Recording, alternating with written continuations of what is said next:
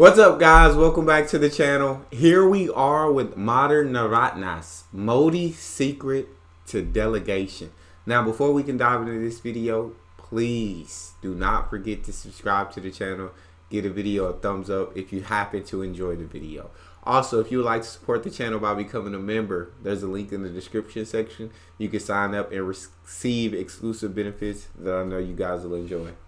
Let's see what we got, Modi. The Navratnas, or the 9 Gems, was a term used for 9 individuals with extraordinary talents in various fields, who served in an emperor's court in Bharat. Today, the Prime Minister of India, Narendra Modi, has also adopted a similar style of the Navratna delegation. You know, somewhere Europe has to grow out of the mindset that Europe's problems are the world's problems. But the world's problems are not Europe's problems. The politics is an instrument of socio-economic reform. Problem?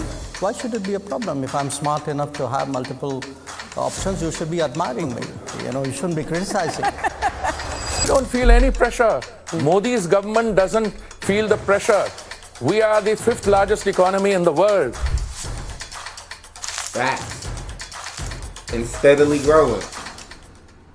Many of the Modi government's cabinet ministers have earned a name for themselves, from Ajit Doval's strategic doctrine of defensive offense to Nitin Gadkari's transformative infrastructure projects to S.J. Shankar's diplomatic prowess. They have been commended for their performances, and not just the second-term 2019 cabinet, the 2014 cabinet as well. This points out a very important quality of good leadership: delegation, the ability to pick the right people for the right job. And a few leaders like Modi have mastered this quality, but there's a unique way in which he has to make it happen. To understand the Modi art of delegation, we must first understand India's system for cabinet selection.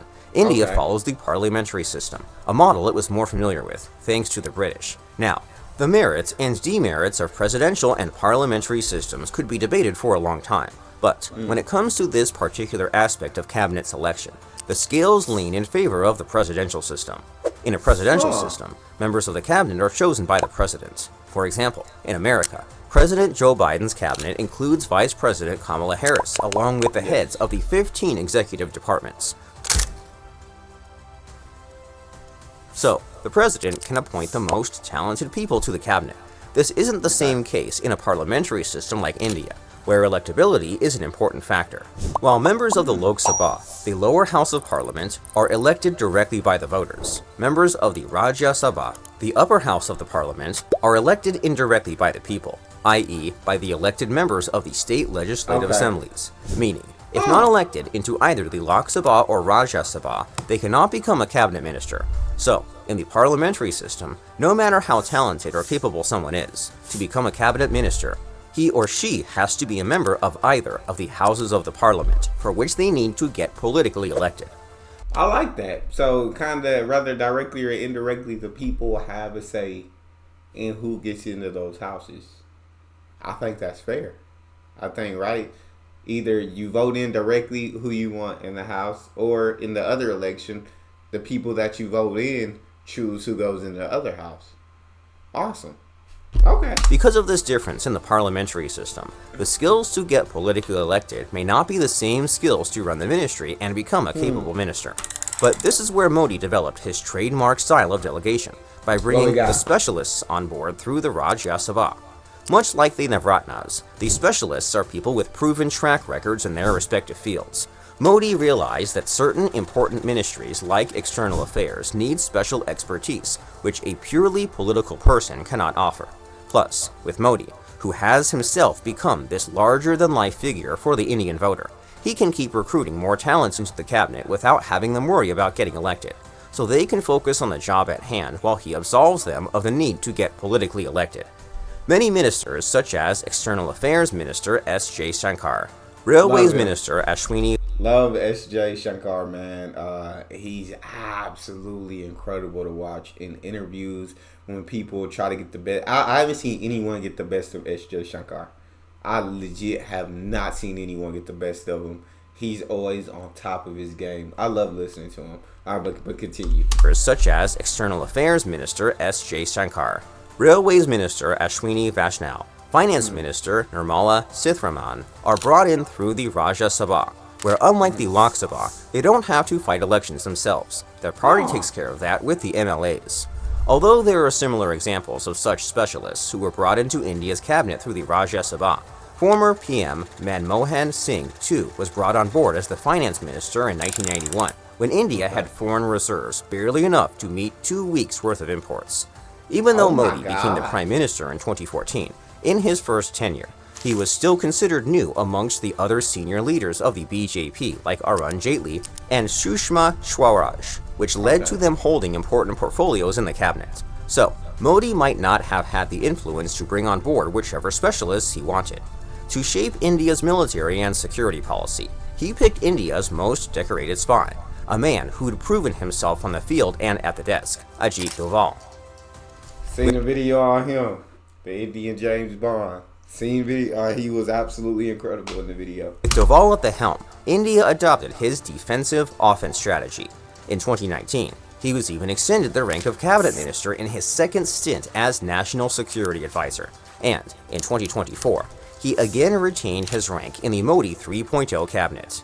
In his second term, after winning with an overwhelming majority, Modi shifted gears again, realizing the need of more experts. His first pick of a specialist was a fresh bureaucrat turned politician who would go on to become a social media sensation in India. Jay Shankar proved his diplomatic prowess in articulating India's pragmatic position in the Russia-Ukraine war. But his biggest achievement came in February 2024, when India rescued 8 Indian Navy personnel from Qatar. Then in July 2021, in the cabinet reshuffle, Modi upped the ante by bringing more bureaucrats aboard. He promoted Hardeep Singh Puri, who had previously served as the permanent representative of India to the United Nations, and made him in charge of the Ministry of Petroleum and Natural Gas. His was an important role which helped India secure its energy requirements during the Russia-Ukraine war. Former Union Home Secretary Raj Kumar Singh was given the responsibility of the Ministry of New and Renewable Energy, and Ashwini Vaishnaw was appointed as the Minister of Electronics and Information Technology and Minister of Communications.